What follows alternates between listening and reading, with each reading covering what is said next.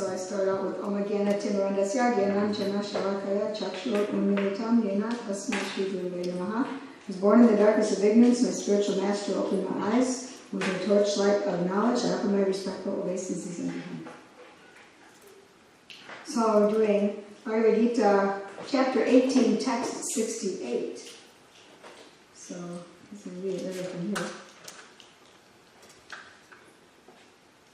Ya idam paramam guyam ya idam paramam guyam mad bhakteshu abhidasyati mad bhakteshu abhidasyati. The V on the end, which alone would be a U, turns into a V and runs right into the A. So that's why we get one syllable out of that instead of two. Bhaktim Mahi Param Kritva Bhaktim Mahi Param Kritva Mam Evaishyati. Same thing here, that will run into the next one. Asamshayaha Mam Evaishyatya Samshayaha Yaidam Paramam Guyam Mad Bhakteshu Abhidasyati Bhaktim Mai Param Kritva Mam Evaishyatya Samshayaha Yaidam Paramam Guyam Mad Bhakteshu Abhidasyati Bhaktim Mai Param Kritva Mam Evaishyatya Samshayaha Yaridam Paramam Guyam Mad Bhakteshva Vidasyati Bhaktim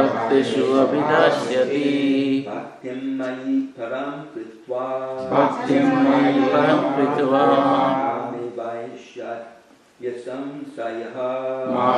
Evaishyatya Samshayaha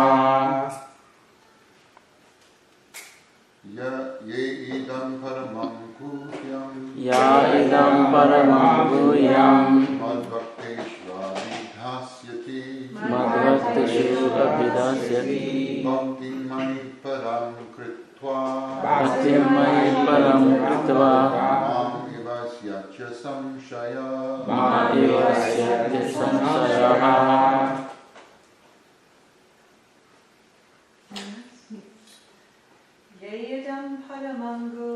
Yaidam paramam guyam mad bhakteshu abhidasyati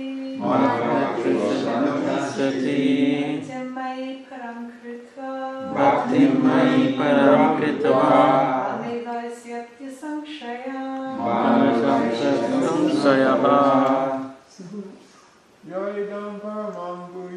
Yaidam paramam guyam madbhakteshu abhidasyati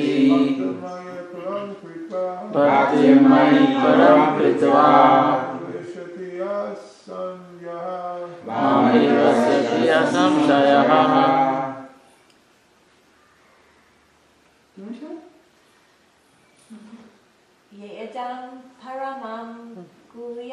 Yaidam paramam guyam mad bhakteshva Madhava-priya Bhaktim Mai Param Kritva Mam Evaishyatya Samshayaha Ma Evaishyatya Samshayaha. I used to think it would be all just fine if we didn't have a last word in there. I stumble on the last one too. Anybody else? Okay, let's do the word meanings. Okay. Yaha, Yaha, anyone who, idam, this, paramam, most, guyam, confidential secret, mat, of mine, bhakteshu, amongst devotees, abhidasyati,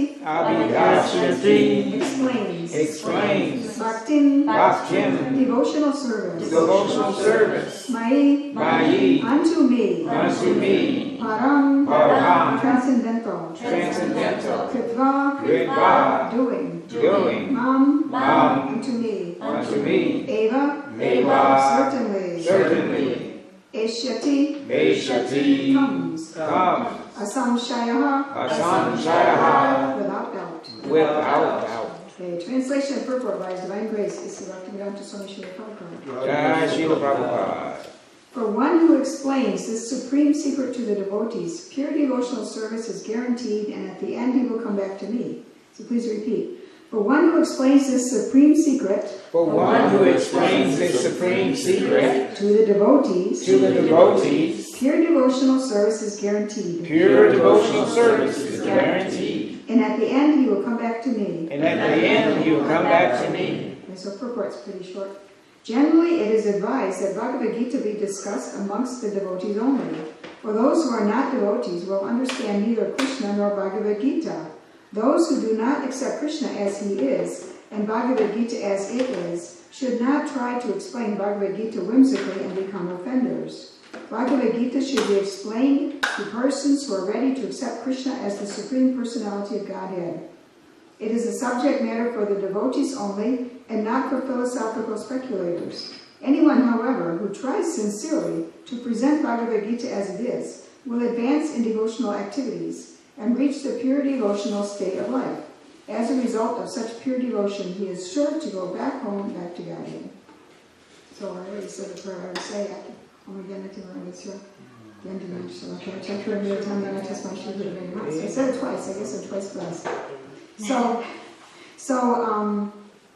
one might wonder why I would do this one on a Sunday feast. Well, actually, look around, we don't have to worry, because everyone who isn't already a devotee went outside. But I was prepared for there to be guests here, that's fine, because I want to discuss, this is a point to discuss. So how is it that we distribute Bhagavad Gitas on the street and have open Sunday feast lectures and we discuss the science of Krishna? So I thought that would be an interesting discussion. So anyways, the verse again is, for one who explains this supreme secret to the devotees, pure devotional service is guaranteed, and at the end he will come back to me. So, first of all, we need to know what is the supreme secret. And we just go back a couple of verses here and we'll have it. Back to 64. Back to 4 verses, right? Krishna says, Sarva-briyata rangoyam shrinu me param vachaha ishto sime vidam iti tato vaksyami te vitam. Because you are, this is not the one you need to do. That's one of the No, I meant to do, I wrote it wrong, 1864. Yeah, no, this is appropriate, this is appropriate. Good, because you are my very dear friend, I am speaking to you my supreme instruction, the most confidential knowledge of all. Hear this from me, for it is for your benefit. Now here Krishna is saying it's coming. He's already said it a few times, but he's saying it's coming, I'm going to say, the supreme secret. And so that identifies that it's coming. And then 65 is the supreme secret itself. Man mama baba madbhaktu madhyaji mam namaskuru mame vaishyasi satyante prati jane priyosime. Always think of me, become my devotee, worship me, and offer your homage unto me. Thus you will come to me without fail. I promise you this because you are my very dear friend. And because we've been preached to so many different ways, and we've read this so many different ways, we say, well, that's a secret? That's pretty open. But it is a secret because you can't figure it out. You can't come up with it by speculation or meditation or anything. You have to hear from somebody who already knows, who heard from somebody who knows, etc., or somebody who saw. So you cannot guess who Krishna is to say this. This, of course, it's just all pronouns here. Krishna's talking about himself, but it means worship Krishna. Always think of Krishna. Always become Krishna's devotee. Worship Krishna. Offer your homage unto Krishna. Thus you will come to Krishna without fail. So Krishna promises, because we are his very dear friend. If we are devotees, we are his dear friends. So this is about Krishna. So this is the most secret, the most secret instruction. So this is the secret that we explain to devotees, right? And one more. There's a practical step. Arjuna, I was thinking about how does this fit. It's actually the practical step for Arjuna to do this thing that I just read. So 1866 goes like this. Sarva dharman parityajya mamekam sharanam vrajaha am tvam sarvapapyavyo mokshayasyamima suchaha. Abandon all varieties of religion and just surrender unto me. I shall deliver you from all sinful reactions. Do not fear. So that's the immediate thing Arjuna can do, is to start following that instruction that he was just given. So Arjuna was tangled up in religious rules. And that's basically what's going to get you sinful reactions and what's going to get you to heavenly planets. So these are like religious business. And he started off entangled in that. So Krishna says, just abandon it. Abandon it, that's how you start. And surrender to Krishna. And don't worry, because he's going to deliver you from sinful reactions. So, last sentence of that. One may be perplexed as to how one can give up all kinds of religious forms and simply surrender unto Krishna, but such worry is useless. So, the particular word, the sentence above, the particular word used here, ma shucha, don't fear, don't hesitate, don't worry, very significant. So this is how Arjuna can start following that instruction. So that goes for us too. We get tangled up in different things. Can I really do it? How can I go? Just surrender. Just do it. Just abandon all varieties of religion, which means all the things that we think we have to do that we're tangled up in, and just surrender to Krishna. And Krishna will take care of us. So Krishna will protect us. So this is the supreme secret itself. That Krishna first identified it coming, and then he said it, and then he said how to start. So then the next part is, what is the guidance for explaining this supreme secret to others, because that comes too. So in 67 goes what seems like a severe restriction. So 1867 goes, idam te nata paskaya na bhaktaya kadachena na chatushru save vachyam na chamamyo vyasuyati. See, I remember to practice the verse in hand, but I forgot to practice these. Anyway, okay, translation. This confidential knowledge may never be explained to those who are not austere or devoted or engaged in devotional service, nor to one who is envious of me. My purport is equally strict. Persons who have not undergone the austerities of the religious process, who have never attempted devotional service in Krishna consciousness, who have not tended a pure devotee, and especially those who are conscious of Krishna only as a historical personality, or who are envious of the greatness of Krishna, should not be told this most confidential part of knowledge. It is, however, sometimes found that even demoniac persons who are envious of Krishna, worshipping Krishna in a different way, take to the profession of explaining Bhagavad Gita in a different way to make business. But anyone who desires actually to understand Krishna must avoid such commentaries on Bhagavad Gita. Actually, the purpose of Bhagavad Gita is not understandable to those who are sensuous. Even if one is not sensuous, but is strictly following the disciplines enjoined in the Vedic scripture, if he is not a devotee, he also cannot understand Krishna. And even when one poses himself as a devotee of Krishna, but is not engaged in Krishna conscious activities, he also cannot understand Krishna. There are many persons who envy Krishna because he has explained in Bhagavad Gita that he is the supreme and that nothing is above him or equal to him. There are many persons who are envious of Krishna. Such persons should not be told of Bhagavad Gita, for they cannot understand. There is no possibility of faithless persons understanding Bhagavad Gita and Krishna. Without understanding Krishna from the authority of a pure devotee, one should not try to comment upon Bhagavad Gita. So that sounds so strict. How can we talk about Bhagavad Gita except in a little club? Sounds really, really strict, right?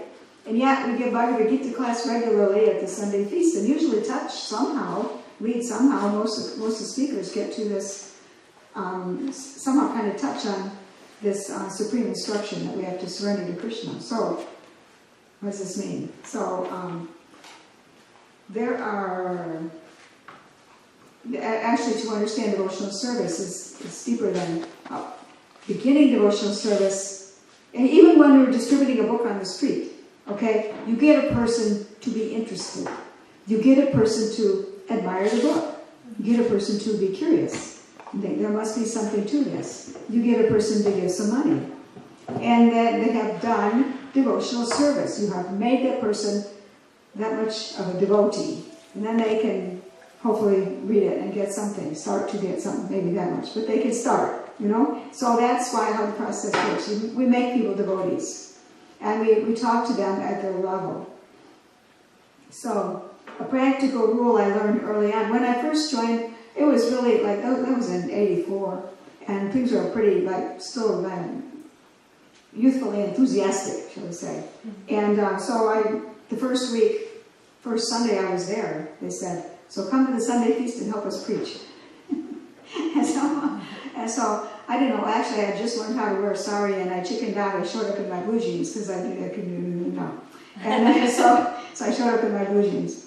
And then, but then, 2, 3, 4 weeks after that, then I tried to start preaching. Ask them a question. Ask them if they have any questions. So, do you have any questions? And somebody might ask a question, and then I'd launch in all my answers, my new person answers, And I found after a while that I tended to feel kind of empty afterwards, going home. So I asked my guru then, at the time, and he said, well, you don't tell them everything you know. He said, tell them what's their next step. And that was such wise advice. Figure out what their next step is, and then tell them that, so they can actually make a next step. You don't just dump everything on them. So we find out what a person's next step might just be to take prasadam. And they might not have any questions. They at least showed up, they looked at the deities, they heard the chanting, maybe they let Krishna make them dance, but they're not ready for anything else. Okay, fine, they can have some prasadam. So that's the next step. And just be nice to them and be tuned in what the next step could be. And someday you'll figure out what the next step might be. Someday they'll give some clue, ask some question. So that was a really good practical thing. So it's important to understand there are also 4 kinds of pious persons who begin to render transcendental service. You might want to place it in. So let's see. 7:16. Actually, 7 comes before 8. 16. 7:16. 7:16. 4 kinds of pious men. Okay, Chaturveda Vajante Mam Jana Sukritino Arjuna Arto Jivyasur Artarti Jnani-cha Bharatar Shalaha. O best among the Bharatas, 4 kinds of pious men begin to render devotional service unto me. Here they are. The distressed, the desire of wealth, the inquisitive, and he who is searching for knowledge of the Absolute.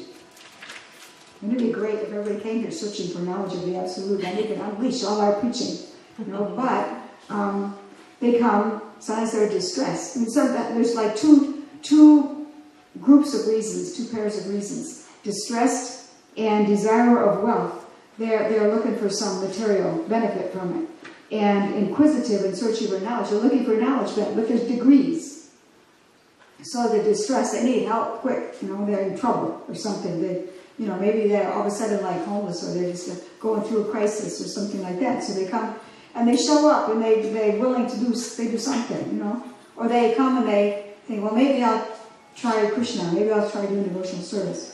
And then searching, inquisitive and searching for knowledge of the Absolute. Most of the time people come on a Sunday in America are mostly inquisitive. That's the most common one, because they don't think of, in India more likely because the Krishna religion is so established in everybody's consciousness, so they might come because they're distressed or seeking wealth.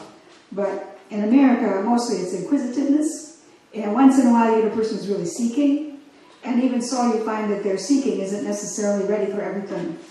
You know, they can only take so much, and then maybe sometimes they don't come back for a long time because you tell them, you answer their questions. And then they may come back like months or years later. That sometimes happens too, because they're so satisfied. But anyways, they begin. These are 4 kinds of pious men who begin to render devotional service unto me. And what's the beginning of devotional service is 9 kinds of devotional service, and the beginning is always hearing. So they begin by hearing. Maybe they're doing something, but hearing, chanting, remembering Vishnu, taking shelter at his Lord's feet, worshipping, offering prayers, becoming the servant, like the gopher, go for this, go for that, do whatever is needed, and become a friend of Krishna and becoming, offering everything to Krishna. Those are the more advanced kinds. In the beginning, they do the beginning kinds. They hear, they learn how to repeat the chant. They may tell somebody what they learned. Well, Krishna's really cool. He's a coward boy, you know, or something. He's God. And they may, so they're preaching a little bit already, you know, possibly.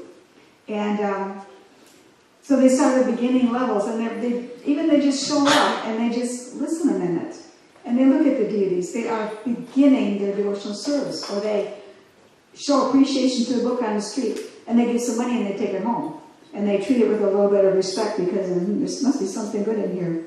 And so they have begun the devotional service. That means they're devotees, and you can carefully tell them gradually about the supreme secret, of the steps leading up to it. They qualify themselves. So that's how it is. We can talk about this at a Sunday feast, and we can do some preaching at a Sunday feast. So then, last part, the guarantee. Okay.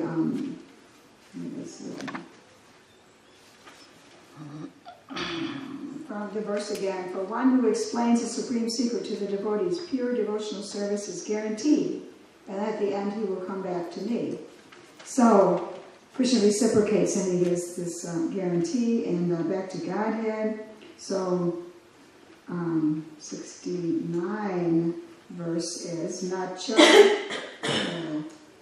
Tasman Manusheshu Kaschin Me Priya Kritamaha Bhakti Bhavita Chame Tasman Anya Priya Taro Bhuvi. There's no secret in this world, no servant.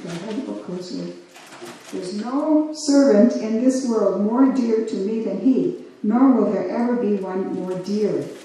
Krishna doesn't just want us individuals back, he wants us to bring everybody back. So the more we try to bring others back with us, the more dear we are to Krishna. And also, text 70, Adyeshyate chayamam dharmyam samvadam avel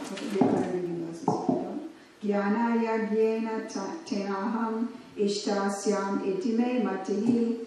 And I declare that he who studies the sacred conversation of ours worships me by his intelligence. So that's why it's nice for me to hear, because I like to get real analytical and study this, and I'm fighting off little haunting words like maybe you're a jnani. No, maybe it's like jnani, instead of devotion. But actually, if I study this conversation, or anybody who likes to study it, worships Krishna by his intelligence. So this is a good thing to do. So, actually, it's only a little after. Yes, question time. Yeah. A couple of years ago, we did a study on the Guyam, Gumam, and Guratamam. Want me to tell it? Talk about it? It was really good because Krishna does not, like in college, you learn, you build upon the next level, like the 101 course, the 102 course, the 103 course, and it builds on one course. Yeah. But Krishna is like popping out different levels of knowledge throughout the whole Bhagavad Gita. Yeah. So in the Bhagavad Gita, there are 3 levels of knowledge in the Bhagavad Gita. There's confidential, there's more confidential, and there's most confidential. And I did make a really deep study on this and wrote it all down and organized it into a book, small book. And there are 3 levels of knowledge of the soul and of devotional service and of God. But they condense a little bit. But there's three levels of knowledge of Krishna. first level is Brahman, the impersonal everywhereness, the light of everything. Everything is spiritual, I guess, is another definition, but the personal presence everywhere, impersonal of Krishna. That's confidential knowledge. Not so confidential. You can figure it out by meditation. You can get there, kind of. So that's Guyam. Guyam, thank you, yeah. Guyam. Guyataram with an R is more confidential, and it's knowledge of Supersoul. So, okay, it's harder to know that the Lord is personally present in the heart, and you certainly don't know that He looks like Vishnu. So that's more confidential. And then most confidential is this pure devotional service to Krishna. So that's Bhagavan. And that's, Bhagavan is He who possesses all the opulence and fullness. So Krishna is has everything. Krishna is the source of everything. Super soul in the heart is more formal. And that's Guma. Yeah, Guyatamam. Yeah. Guyatamam. Like Uttama. Uttama is ultimate. Ultimate, Uttama, Guttaram. No, Guttamam with 2 M's. Guttamam. That's the most confidential. So you really can only know about Krishna from someone who knows Krishna, or has heard from someone who knows Krishna in the disciplic succession. That's most confidential. And as far as the soul, I think in 9.1 or 9.2 in the purport, it describes that first confidential knowledge of the soul is knowing it's different from the body. And most confidential knowledge is knowing what the soul does in the spiritual world. And in between those two definitions, there's some description of the practice of devotional service. So you can figure out that that's more confidential knowledge of the soul, the practice of devotional service. And then the success, the activities of the soul in Krishna Prema in the spiritual world. And then knowledge of devotional service, similar. Well, knowledge of devotional service comes in those levels too, but I'm not going to describe right now. And it comes, because I can't think of exactly how I saw it, but it comes in fits and starts, surprise way, in different Krishna, and even in chapter 2, Krishna sort of says the ultimate, but he does in one verse. But then Arjuna totally doesn't get it, so Krishna backs up and starts in the more beginning level, and then 2-3 more verses, he does it again. He says it again, and then each time Arjuna just becomes overwhelmed with doubts. Instead of seeing what Krishna is really saying, he just sees the difficulty of it. Oh no, what if I fail?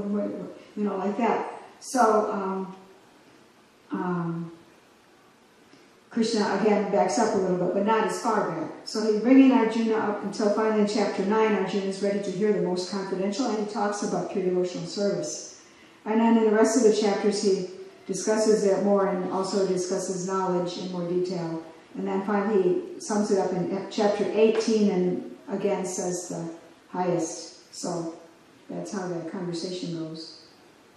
I thought it was important to, actually we did an exercise to pick out, is this confidential, more confidential, or most confidential? We went through verses and we tried to figure out which one. Right, and to be able to recognize. There's places where you can tell in the verse and places where you have to read Prabhupada's purport to know for sure, and he'll give some clue.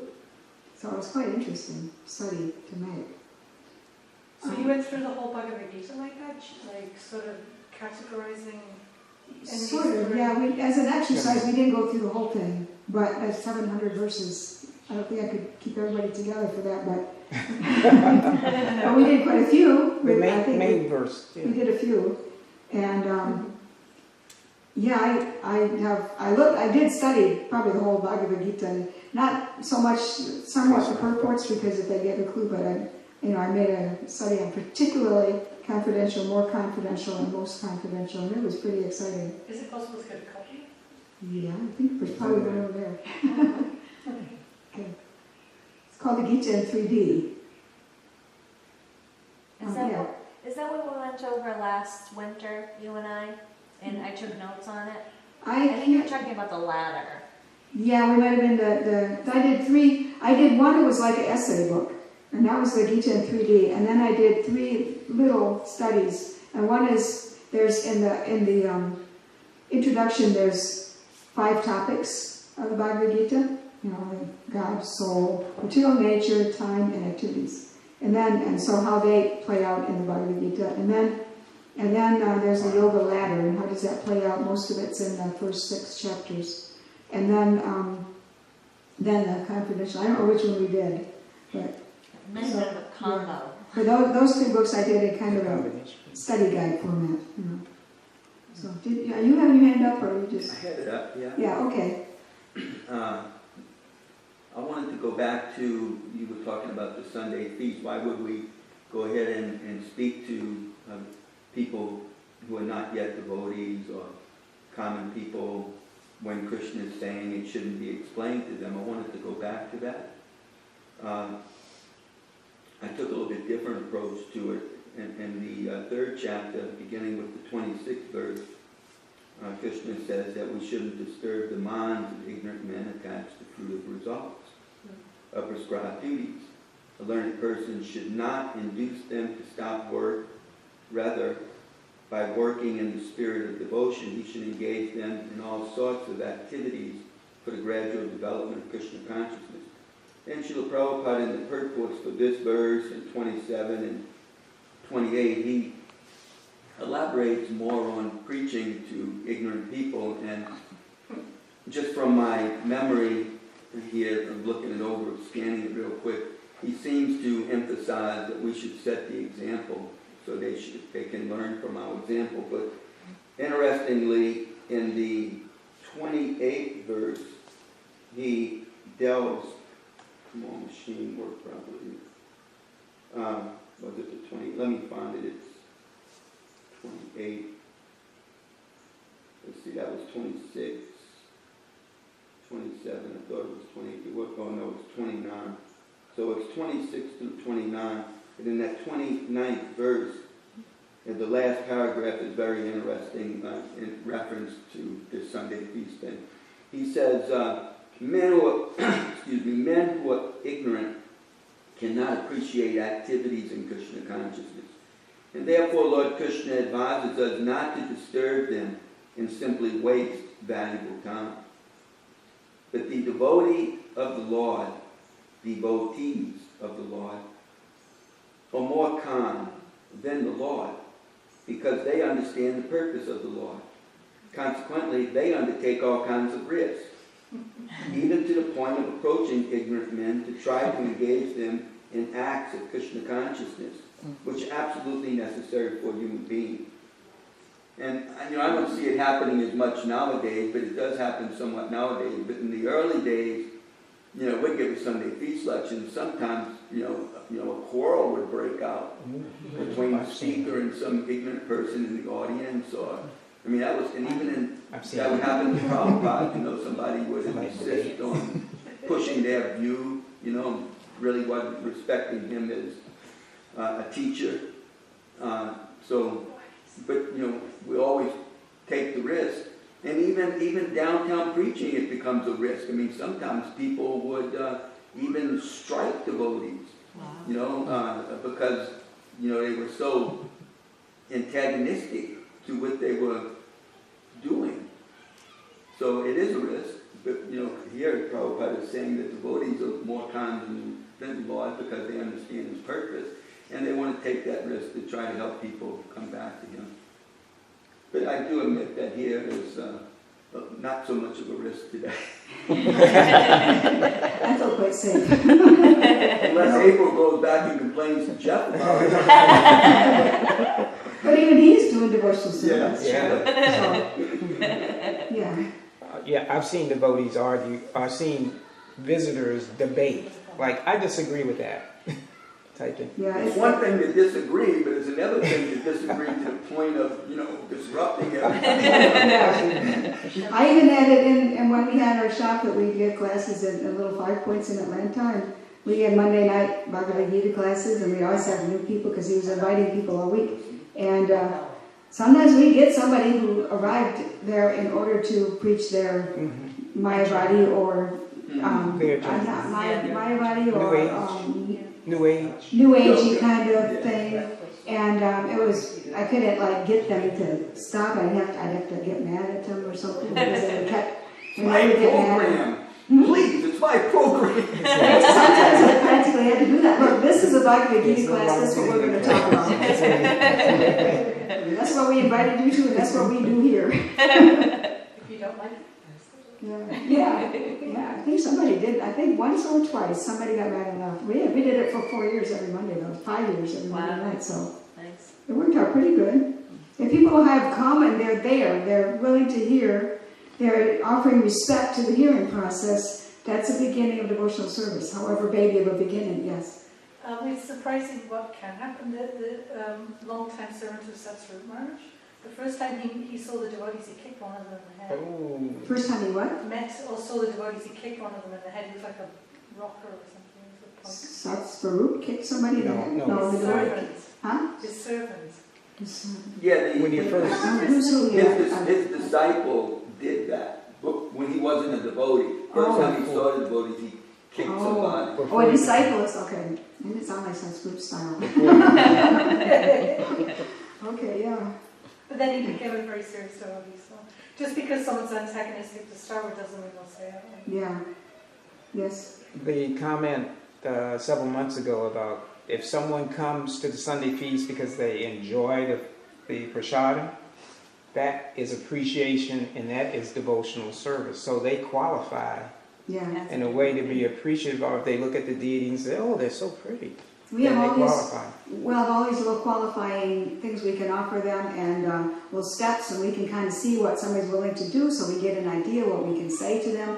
Anybody who's experienced a devotee after a while, you can tell, what to say. Not like when I was going and they said, well, go and help preach at the Sunday feast. Do you have any questions? And Radha and Krishna. So I was just learning. And somebody said, don't talk about Radharani. Why not? I just learned, a little confusing. Or even in big 5 points in Atlanta when we would do the weekly kirtan. Some people will be dancing and some people come and chanting. dance with us, yeah. Yeah. Yeah, there's little ways that we have of qualifying people and prasadam distribution.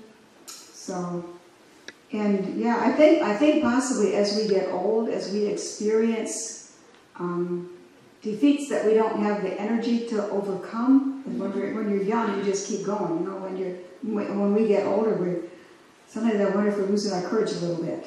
And there's not enough young people, and maybe the young people are afraid of what we see. We used to have so much like courage and boldness, and sometimes I'm not sure if we're losing it or something. Trying to be too careful. Sometimes I'm not sure. So yes. I'm talking about qualifications to engage in devotional service, but that's all true. And at the same time, Lord Chaitanya distributed love of God to qualified and unqualified. He didn't distinguish. Yeah. Well, then all they do is they hear the holy names they heard. They're now qualified. So they repeat it. They're participating. So then it's immediate. So this is the system we follow. It's amazing. So yes. Even if they repeat it in a derogatory manner. Right. It's some purification, yeah. Yeah, you hear Krishna say. Yeah. So, okay. Anything else? Yeah. I think it's really important that the point of when we're preaching to someone, talking to someone about Krishna, that we should be getting feedback about how they're reacting to Yes. So that instead of giving a whole download for like half an hour or something and not knowing how they think about it at all, we say one thing and then we see what their reaction is. And depending on their reaction, that means what we say next. Yes. So then we can sort of have a little dance rather than a...